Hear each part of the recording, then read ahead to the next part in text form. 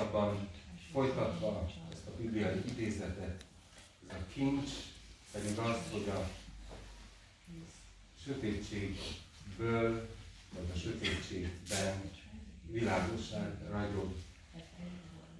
Néhány szót szeretnék szólni én is. Emlékezve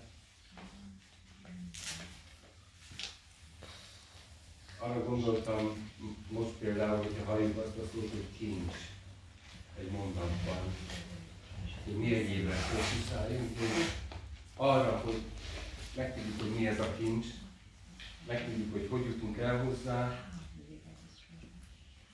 és hogy tudjuk a maga rejtekéből kiemelni.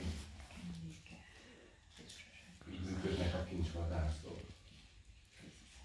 De ahogy korábban is hallottuk fölidézni ezt a bibliai verset, nagyon hangsúlyos benne az, hogy cserépedény.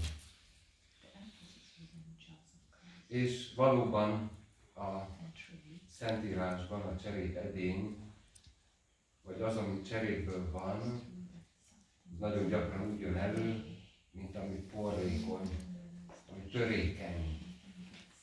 Ez lehet egy edény, talán ebből a világból jön ez a közmondásunk, hogy addig jár a korsó a kútra, amíg el nem törik. Törésig képes járni a korsó az élet ideje, mondjuk az épségtől, vagy az elkészítésétől a törésig tart. Vagy amikor a nagy látomásokban megjelenik egy hatalmas, rendíthetetlen alak, amit hogyha az a próféta, aki ezt átéli, közelebbről néz, akkor látja, hogy ennek a hatalmas alaknak felső teste arany, dereka bronz, de a lába cseréből van, hatalmas súly nehezedik valamire, ami hogy törékeny, és olyan porlató. Azért beszélek én is ennyit a cserépről, mert ebben a bibliai idézetben valahogy ezért közelebb hozzám. Köszönöm szépen.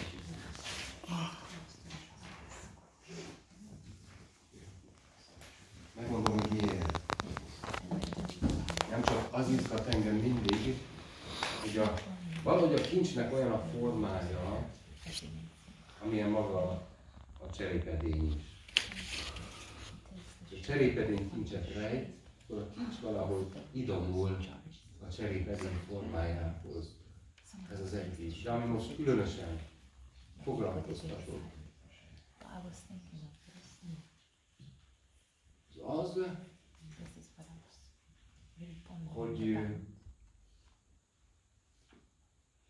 azon túl, hogy a világosság ragyogása a Szentírásban sokszor Isten jelenléte maga, kezdetben ezek a cserépedények üresek. Nincs bennük semmi. Előbb elkészülnek, és aztán megtöltik őket azzal, amit szánnak bele. És arra gondoltam, hogy ez a cserép az annyira hasonló ahhoz, ami mi úgy szoktuk mondani, hogy a testünk. Körbeöleli azt, ami belül van. Az fogalmazódott meg bennem, hogy régi vita, Biblia szövegezése óta tartó vita, bocsánat, hogy így fogok fogalmazni, hogy mit teszik az Úristen a zsidóságon? Miért éppen Izraelt választotta ki? Másképp fogalmazva. A Zsoltár író nem egy ízben arról beszél, hogy egyszerűen érthetetlen, hogy az Úristen mit teszik ennyire az emberben. Miért szereti, miért ragaszkodik hozzá. Olvassuk az énekek énekét. Annak idején a hagyomány szerint nagy vita volt ezen a bibliai könyvön, egy szerelmes költemény. A vőlemény kutatja, keresi a szerelmét, vagy a szerelmes kutatja a szerelmét. Minden sarkon szétnéz, egy villanásnyi elkapja a képét, azonnal arra fordul és rohan, a szem előtt téveszti, akkor kérdezi a többieket, hogy hol van, nem láttátok-e? Mert nem nyugszom, amíg meg nem találom. Vita volt ezen a könyvön, hogy helye van a Szentírásban, vagy sem, mert ez egy szerelmes költemény. De aztán a bölcsek úgy gondolták, hogy igen, az. Annak a szerelemnek a leírása, ami Isten képtelen elválasztani tőlünk. Ami miatt Isten nem szabadul tőlünk, és valahogy mi sem tőle. Mi sem szabadulunk tőle. Ez egy nagy kérdés, hogy miért rajong az Úristen? Ennyire értünk. Miért vonzódik az Úristen valamihez, ami ennyire törékeny, ennyire mulandó, ennyire porlik? Van egy szakasz a profétai irodalomban, ami úgy hangzik, hogy Isten nem azért és nem akkor választotta Izraelt a népének, amiért Izrael minden más népnél jobb volt, szebb volt, fölkészültebb volt, erősebb volt, alkalmasabb volt, elelkezőleg. Az Úristen akkor választotta Izraelt, amikor olyan volt Izrael, mint az eldobott test. Mint a kidobott test, amit elhasználtak és kiürítettek és megfosztottak minden ékességétől, minden épségétől és mindentől, amit ez a test értékét rejthetne. És azt írja ott a bibliai sor, hogy amikor az Úristen ilyennek látta Izrael, akkor döntött, hogy elválaszthatatlanul bele marad és együtt maradnak. Na ez foglalkoztatott engem a cserépedénnyel kapcsolatban, mert az Úristen ennyire vonzódik ahhoz, ami elhasznált, formáját vesztett, értékeitől megfosztott, kidobott, ahogy az írás szövege fogalmaz, akkor ez nem így tart. Addig, amíg élőnek látszik.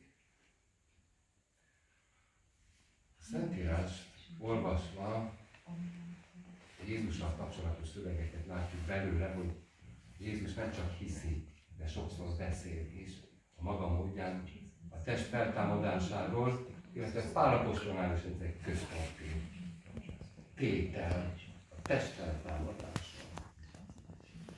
Ez volt, ami engem foglalkoztatott, hogy miért? Mi van benne a cserében? Mi van benne abban, hogy porlékonyak vagyunk, töredezettek vagyunk, sérülékenyek vagyunk? Ez miért kell az Úristennek, hogy még fel is támasztja? Ha kell, újra életet ad neki. Miért? Én nem tudom pontosan, mert ehhez hosszú-hosszú diskurzusokat kéne vele folytatni, de azért egyről a Szentírás mindig beszél. Kettőről. Az egyik az, ami a Zsoltárokban gyakran előfordul, hogy mit tegyünk? Az Úristen kedvét leli bennünk. Nem tudunk ezzel mit kezdeni. Mint az énekek énekel. Kedvét leli bennünk. Ha a tenger túlsó szélére szállnék is, az Úristen oda is utána jön. Akkor is velem van. Kedvét leli bennünk. Ezt azért nem feltétlenül szoktuk úgy mondani, hogy fura. Inkább elfogadjuk, mert látunk benne fantáziát. Az Úristen kedvel, akkor még valami jó is kijöhet. Van azonban egy fura a Szentírásban, amikor azt látjuk, hogy az Úristen, és megpróbálom most óvatosan fogalmazni, ugyanazt a szót használva, kedvét leli mindabban, ami gyenge történet, ami törékeny, ami keskeny, hogy csak úgy tudunk áthaladni, mind a két vállunk lehozzolódik. Kedvét leli abban, amiről az egész világ megfeledkezett már. Hogy van az, hogy ha szól, még a tenger is kiadja a halottait? Ki emlékszik az alámerültekre? Beszélünk-e azokról, akik az elmúlt évtizedben, akiket mondjuk az elmúlt évtizedben nyert el a földközi tenger? Mi van az első ilyenekkel? A Szentírás azt mondja, hogy ha az Isten szól, még a tenger is kiadja a halottait. Na most a kincs cserépedényben van. Isten számára ez a cserépedény, ez fontos. Odafigyel arra, ha málik. Tudja, hogy törékeny, és gondja van rá. Tudja, hogy sérülékeny, és gondja van rá.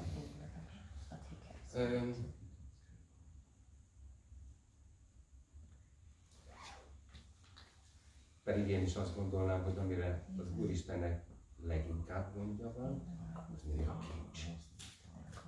Keressük is sokszor a kincset önmagunkban. Holott Isten nagyon gyakran a törékenységünket fedezi föl. És ez kell neki, mert valahogy ebben képzelte el, hogy ebben, vagy emiatt valósuljon meg azt, hogy a sötétségen áthasad a világosság. A sötétségben fény ragyog. Advent van. Nincsenek itt akkora fények, amik ünnepet idéznék. A test cserép nem tud aranyként megjelenni. Amire igazán azt mondanák, hogy trash. Igazán azt mondanák, hogy na, kincs. Nem az, mert az érték nem mindig az, amit mindig be tudunk váltani. Valamire el tudjuk cserélni. Valahogy a Szentírásban az érték valami olyasmi, ami úgy kerül elő, hogy Isten oda látogat. Mondhatnánk talán azt, hogy a kincs nem más, mint az, hogy Isten meglátogat.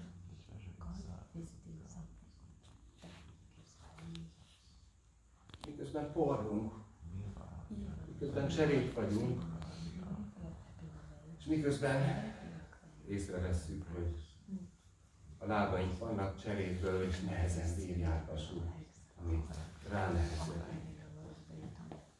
Kincsünk cserépedényben van.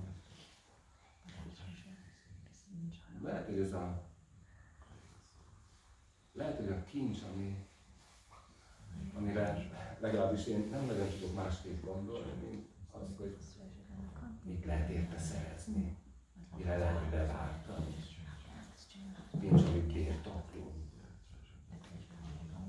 Ebben a bibliai szakaszban a kincs Istennek az a látogatása, ami mint ragyogás. Minden esetben kitör a sötétség fogságából. Kincseitek cserépedényben vannak.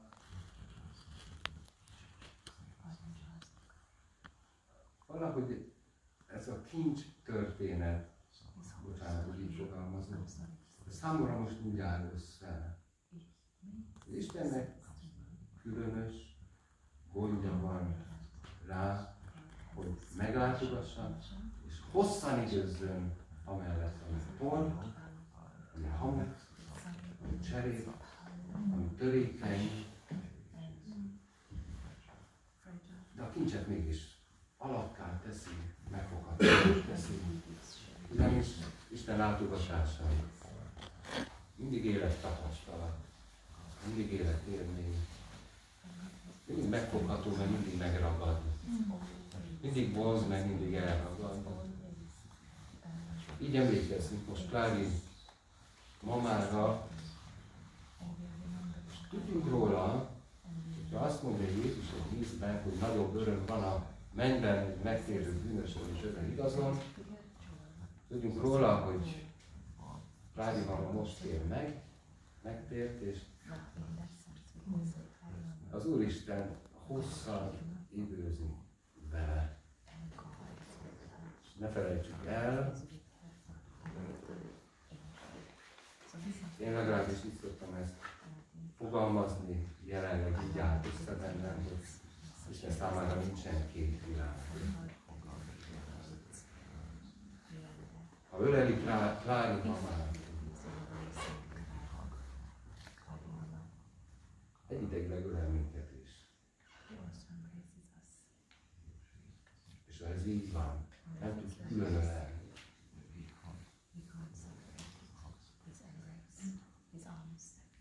Akkor legyen bennünk merészség, bátorságot venni abból, hogy Isten számára nincsen két világ. Együtt ölel mindannyiunkat, és jól látja, hogy mi is cseréből vagyunk, és jól tudja, hogy erre neki szüksége van. Ha van valami, amiért meg akar küzdeni, akkor az mindaz, amire mi azt mondjuk, hogy cserélés. Tegyen, adjon nekünk Isten békességet. Mindazzal, ami a cserét forralom. Valahogy, valamilyen módon Isten öleléseként